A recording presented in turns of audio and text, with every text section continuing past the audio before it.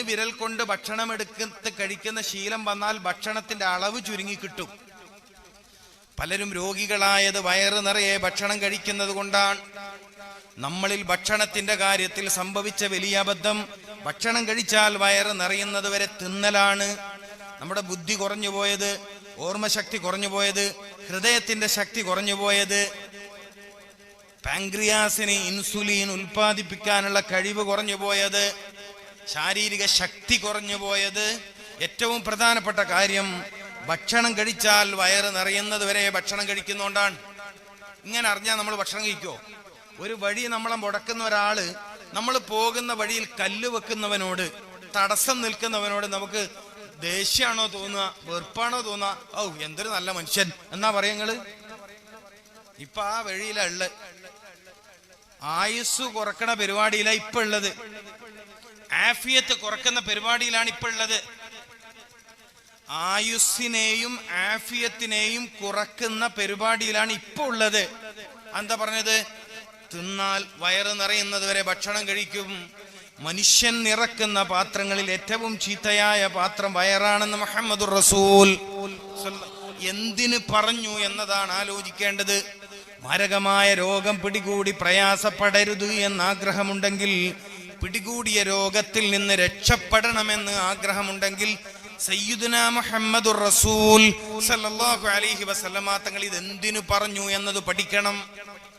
നബി സല്ലല്ലാഹു അലൈഹി വസല്ലമ തങ്ങൾ ഒരു വാക്ക് പറഞ്ഞാൽ അതിനൊരുപാട് അർത്ഥതലങ്ങൾ ഉണ്ടാകും.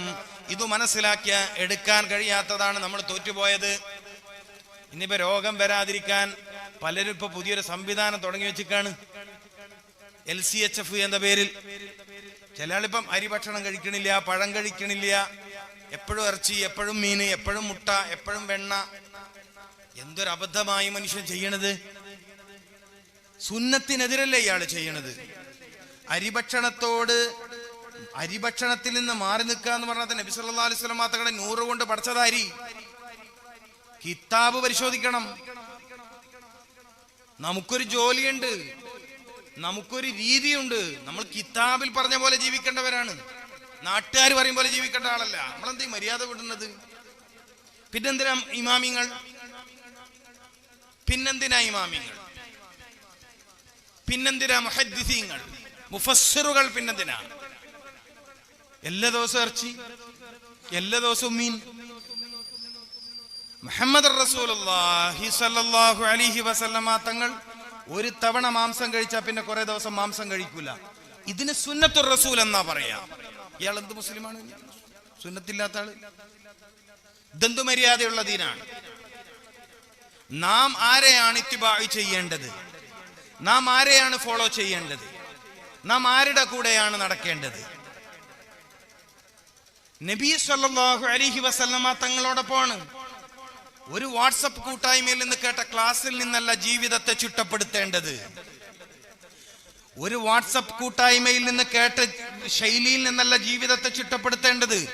ജീവിതം ആരിൽ നിന്ന് പഠിക്കണം? മുഹമ്മദുർ റസൂൽ സല്ലല്ലാഹു അലൈഹി വസല്ലം. അതിന് ഇസ്ലാമിക് ലൈഫ് സ്റ്റൈൽ തെറാപ്പി. ഇപ്പോ ഞാനിപ്പോ മെഡിസിൻ പഠിക്കുന്ന സമയത്ത് എൻ്റെ ഒരു പേപ്പർ, എൻ്റെ ഒരു ടെക്സ്റ്റ് ഇതായിരുന്നു, ഇസ്ലാമിക് ലൈഫ് സ്റ്റൈൽ തെറാപ്പി, ഇസ്ലാമിക ജീവിത രീതി. ഇസ്ലാം ഒരു ശരിയായ ജീവിത രീതിയാണ്. യൂറോപ്പിൻ്റെത് വേറൊരു ജീവിത രീതിയാണ്. മുസ്ലിമീങ്ങൾ ഇതൊക്കെ ഒന്ന് വേർതിരിച്ച് കാണാൻ പഠിക്കണം. നമ്മളെന്ത് മനുഷ്യന്മാരാണ്? നാം മുസ്ലിമീങ്ങളാണ്. വമാ അന മിനൽ മുശ്രിക്കീൻ എന്ന് പറയുന്നവരാണ്. ഒരു കാര്യം ജീവിതത്തിൽ തുടരുമ്പോൾ, ഒരു കാര്യം ജീവിതത്തിൽ ചെയ്യുമ്പോൾ ഇതേത് ഇമാമ് കൊണ്ടുവന്നതാണ് എന്ന് അന്വേഷിക്കാൻ നമുക്ക് കഴിയുന്നില്ലെങ്കിൽ നമ്മുടെ ഈമാൻ ഒന്ന് പരിശോധിക്കണം. എനിക്കിത് ഗൗരവത്തോടെ പറയാതിരിക്കാൻ നിർവാഹമില്ല. ഇസ്ലാം ഉന്നതമായ ഒരു സംസ്കാരമാണ്. ഇസ്ലാം ഉന്നതമായ ഒരു ശൈലിയാണ്. യൂറോപ്പ് മറ്റൊരു ശൈലിയാണ്. ജപ്പാനീസ് മറ്റൊരു ശൈലിയാണ്. ആഫ്രിക്കന്റെ ഒരു വേറെ ശൈലിയാണ്. ഭാരതീയരുടേത് വേറെ ശൈലിയാണ്. ഇസ്ലാമിന് തനതായ ഒരു ശൈലിയുണ്ട്. ഒരു മുസ്ലിമിന്റെ ജീവിതം ഇസ്ലാമികമാവണം. അത് തിന്നണയിലും കുടിക്കണയിലും ഒക്കത്തിലും.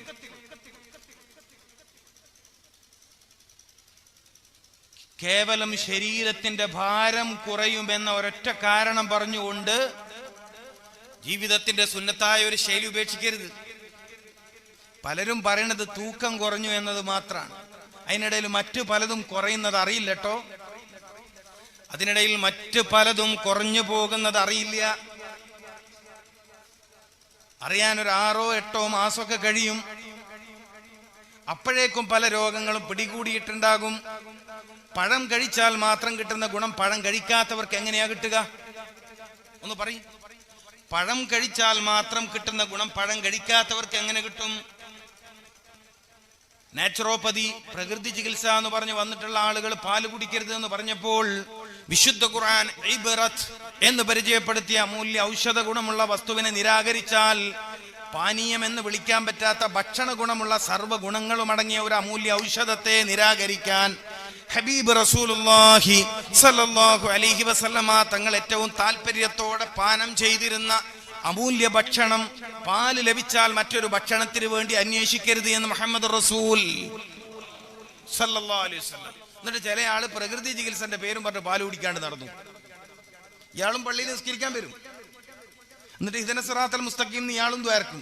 എവിടെ ഇയാൾക്ക് ഹിദായത്ത്? റസൂലുള്ളാഹിന്റെ സുന്നത്ത് വലിച്ചെറിഞ്ഞിട്ട്. നിങ്ങൾ ഷഹാദത്ത്, നിങ്ങളുടെ ഷഹാദത്തിനെ നിങ്ങളൊന്ന് ഉറപ്പിക്കണം. ഇത് ഗൗരവമുള്ള കാര്യമാണ്. നിങ്ങൾ മുസ്ലിമീങ്ങളാണ്, നമ്മൾ മുസ്ലിമീങ്ങളാണ്, നമ്മുടെ ശൈലി ഇസ്ലാമികമാണ്. നമ്മൾ ആരെയാ ഫോളോ ചെയ്യുന്നത്? ഇമാമിങ്ങളെയാണ്, പൂർവികരെയാണ്, താബിഉകളെയാണ്, സ്വഹാബത്തിനെയാണ്, മുഹമ്മദ് റസൂലുള്ളാഹി. അപ്പം മുഹമ്മദ് റസൂലുള്ളാഹി സല്ലല്ലാഹു അലൈഹി വസല്ലമ തങ്ങൾ പകർന്നു നൽകിയ വിജ്ഞാനങ്ങളിൽ ഇങ്ങനെ ഒരു ശൈലിയുണ്ടോ? എല്ലാ ദിവസവും ഇറച്ചി കഴിക്കുക, എല്ലാ ദിവസവും മീൻ പൊരിച്ച കഴിക്കുക, രാത്രി മീൻ പൊരിച്ച കഴിക്കുക. പൊരിച്ച ഭക്ഷണം രാത്രി നേരത്തേക്ക് ചേരില്ല. പൊരിച്ചത് എന്തായാലും പറയാ, ഫ്രൈ ആക്കിയ ഭക്ഷണമില്ലേ, ഫ്രൈ ആക്കിയ മാംസം, ഫ്രൈ ആക്കിയ മത്സ്യം രാത്രി നേരത്ത് ശരീരത്തോട് ചേരില്ല. മനസ്സിലാവുണ്ടോ? പകല് ചേരുന്നത് രാത്രി പറ്റൂലെന്ന്. ഇപ്പൊ തൈര് എന്ത് പറയും? തൈര് ഉച്ചക്ക് നല്ല ഭക്ഷണം കേട്ടോ. തൈര് ഉച്ചക്ക് കഴിക്കുന്നത് കരളിന് പ്രൊട്ടക്ഷനാ. കിട്ടുമെങ്കിൽ നിങ്ങൾക്ക് ഭക്ഷണമായി തൈര് കിട്ടുമെങ്കിൽ അത് ഉച്ച നേരത്ത് കഴിക്കുന്നത് കരളിനെ സംരക്ഷിക്കും. ഹെപ്പറ്റൈറ്റിസ് എയും ബിയും സിയും ഒക്കെ കൂടിക്കൊണ്ടിരിക്കുന്ന ഒരു കാല, കരളിനെ സംരക്ഷിക്കും. എന്നാ രാത്രി നിങ്ങൾ സ്ഥിരമായിട്ട് തൈര് കഴിക്കുക. കരളി രോഗ ചികിത്സക്ക് തയ്യാറായിക്കൊള്ളുക. അതിന് പൈസ കണ്ടു വെച്ചോ, ബാങ്കിൽ ഇപ്പോഴേ ഡെപ്പോസിറ്റ് ചെയ്യേണ്ടി വരും. എന്താ പ്രശ്നം? രാത്രി തൈര് കഴിച്ചു എന്നുള്ളതാ.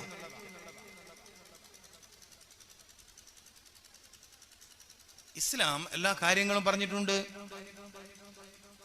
ഇസ്ലാം എല്ലാ കാര്യത്തിലും ചർച്ച ചെയ്തിട്ടുണ്ട്. ഏറ്റവും വലിയ ഗ്രന്ഥശേഖരങ്ങൾ ഉള്ളത് ഇസ്ലാമിക ലോകത്തെ ഇമാമിങ്ങൾക്കാണ്. ഏറ്റവും കൂടുതൽ ഗ്രന്ഥശേഖരങ്ങൾ ഉള്ളത്, പഠന ഗ്രന്ഥങ്ങളുള്ളത്, കിതാബുകളുള്ളത് ഇസ്ലാമിക ലോകത്തെ പണ്ഡിതർക്കാണ്. ഇതൊക്കെ നമ്മൾ വിസ്മരിക്കാൻ പാടുണ്ടോ? അപ്പൊ എന്തെങ്കിലും നാട്ടിലൊരു ശൈലി വരുമ്പോഴേക്കും അതിന്റെ സുന്നത്തിനെ അന്വേഷിക്കാതെ തുടരുന്നത് അബദ്ധമാണ്.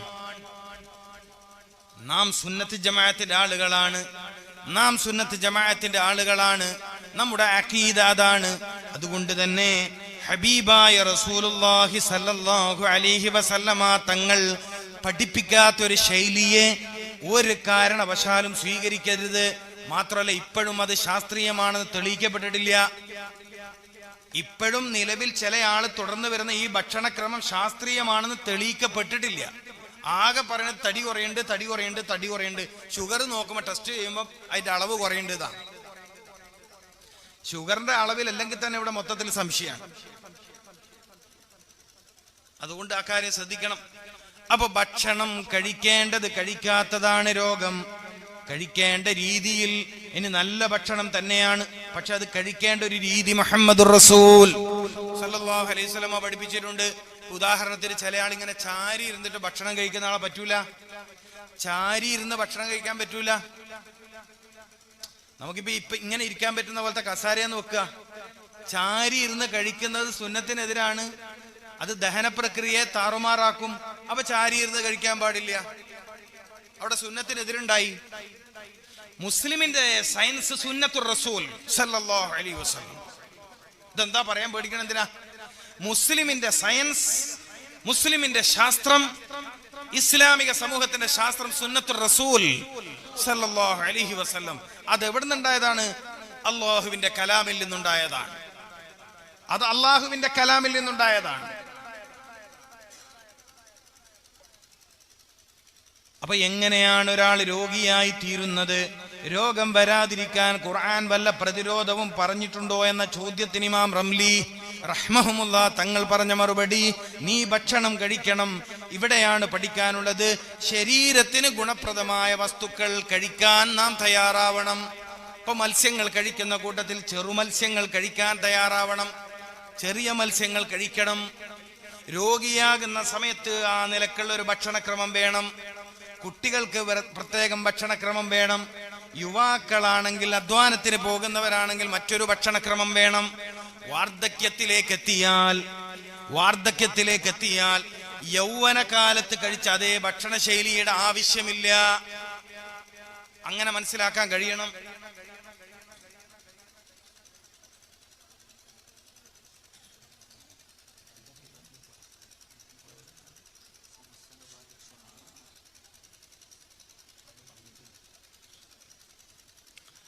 അപ്പോ ഈ ഒരു സുന്നത്തായ ശൈലിയിലേക്ക് വരാൻ നമുക്ക് കഴിഞ്ഞാൽ ഒരുപാട് പ്രശ്നങ്ങൾ നമുക്ക് ഈ കാലത്തെക്കുറിച്ച് നമ്മളൊന്ന് പഠിക്കണം. എൻ്റെ പ്രിയപ്പെട്ടവരെ, പുതിയ കാലം അതിമാരകമായ രോഗങ്ങൾ വന്നുകൊണ്ടേയിരിക്കുകയാണ്.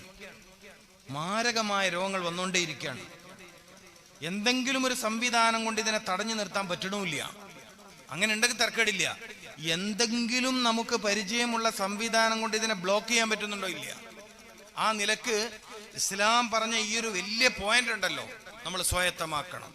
ഇത് വിശാലമായി പഠിക്കേണ്ടുന്ന ഒരു വിഷയമാണ്. പക്ഷേ നമുക്ക് ഇന്ന് പ്രസംഗം തുടരുന്നതിന് വേറൊരു വലിയ മാനസികമായ പ്രയാസം വന്നിരിക്കുന്ന മഹാനായ വലിയൊരു ആലിം, നമ്മുടെ ഈ സ്ഥാപനത്തിന്റെ വളരെ പ്രധാനപ്പെട്ട ഒരാൾ, സമസ്ത കേരള ജമിയത്തുൽ ഉലമയുടെ ഉപാധ്യക്ഷൻ കൂടിയായ മഹാനായ ജബ്ബാർ ഉസ്താദ്. അള്ളാഹു അവരെ തിരിച്ചു വിളിച്ചിരിക്കുകയാണ്. അവർ വഫാത്തായി പോയിരിക്കുകയാണ്. അള്ളാഹു അവരുടെ ദർജകളെ ഉയർത്തി കൊടുക്കട്ടെ. അപ്പൊ അങ്ങനെ ഒരു വിഷയം ഉള്ളതുകൊണ്ടാണ് ഉസ്താദ് ഇറങ്ങിപ്പോയത്. ഉസ്താദ് കുറച്ചുകൂടി തുടരണം എന്ന് പറഞ്ഞുകൊണ്ടാണ് ഞാൻ അപ്പം പ്രസംഗം നിർത്താതിരുന്നത്. ഒമ്രാണ് ഉസ്താദ് പറഞ്ഞു കുറച്ചുകൂടി തുടരണം എന്ന് പറഞ്ഞപ്പോൾ ആ മഹാനെ അനുസരിച്ചുകൊണ്ടാണ് ഞാൻ വിഷയം കുറച്ചുകൂടി നീട്ടിയത്. അപ്പോ അള്ളാഹു ആ മഹാന്റെ ഖബർ വിശാലമാക്കി കൊടുക്കട്ടെ.